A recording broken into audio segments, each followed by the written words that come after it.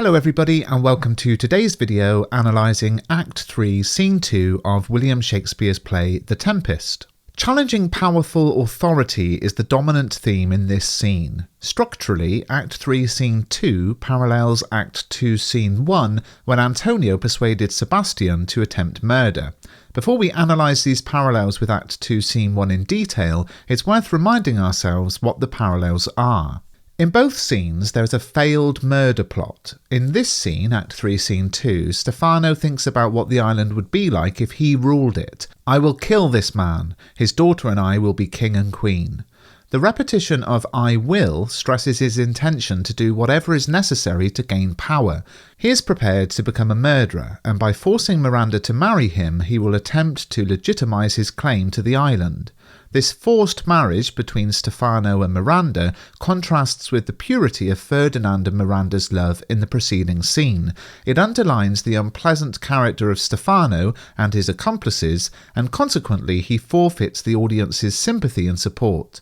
Having judged Stefano in this scene, the viewer will want to review Sebastian and Antonio's failed attempt at murder in Act 2 Scene 1. Shakespeare intends the audience to see that Sebastian and Antonio, despite their aristocratic status, are no better than Stefano and Trinculo. High social class, suggests Shakespeare, is not a guarantee of good character.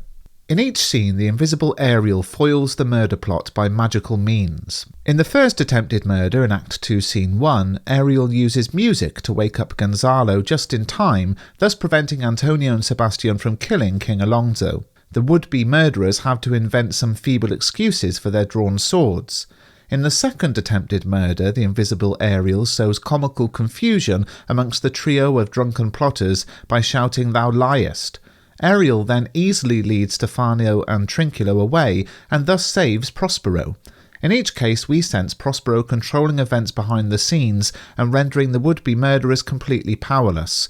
Stefano and Trinculo therefore become lower status parodies of Antonio and Sebastian, and Shakespeare proves his loyalty to King James I by encouraging the audience to laugh at those who challenge power.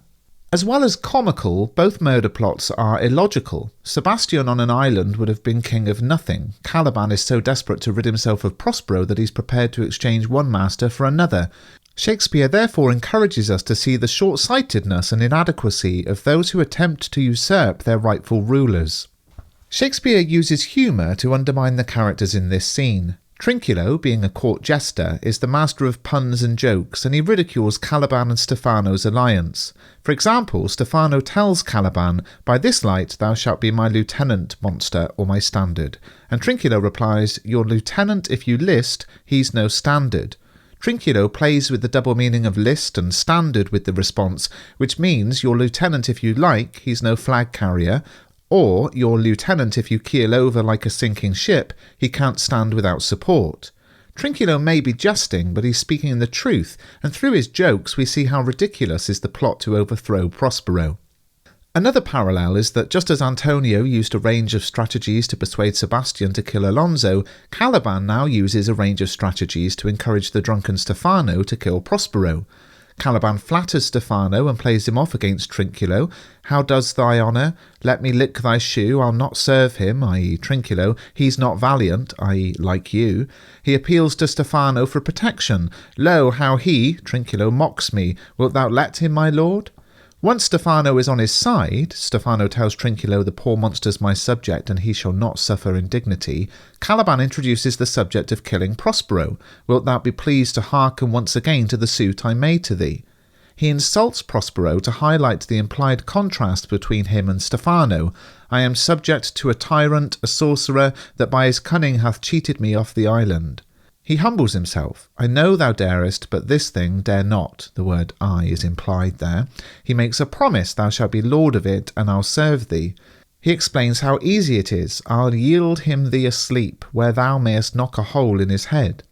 He says that all the other spirits hate Prospero as well. They all do hate him, as rootedly as I.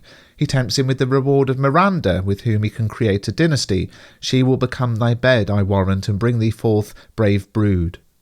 The quantity of strategies illustrates Caliban's intelligence and ambition as he manipulates Stefano. This manipulation continues when Caliban reassures the frightened Stefano about the noises of the island.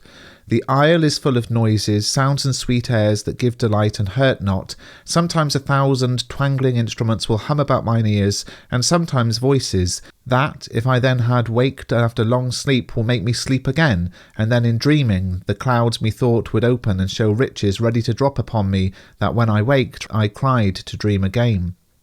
It is clear that Caliban has a deep love and understanding of the magical island, and this helps the audience to understand his resentment about being confined to a hard rock and made a slave. Caliban's lines, delivered in blank verse, are some of the most beautiful lines of poetry in the play. They're not the words of a monster, despite how he is perceived by others. Hearing him speak, the audience understands and possibly sympathises with him. In his speech, we see that Caliban's island is like Gonzalo's utopia. They both believe that nature provides what is needed, yet Gonzalo would make himself king, while Caliban, whilst calling himself king, would have no subjects. This fits Montaigne's argument about savage societies being able to live in harmony and peace with others. Presumably Ariel and the spirits would still be living on the island. However, Caliban is not quite Montaigne's noble savage unspoilt by civilization, because he embraces the drunken Stefano and Trinculo, gets drunk himself, tempts Stefano with Miranda, and incites Stefano and Trinculo to murder Prospero.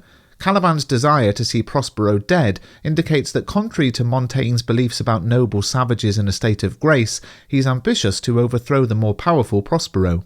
If you found this video useful, please do give it a thumbs up and subscribe to the channel. Everything in this video comes from Mr. Bruff's Guide to the Tempest, which I co-wrote with Kerry Lewis. If you'd like to pick up a copy, it's linked in the description.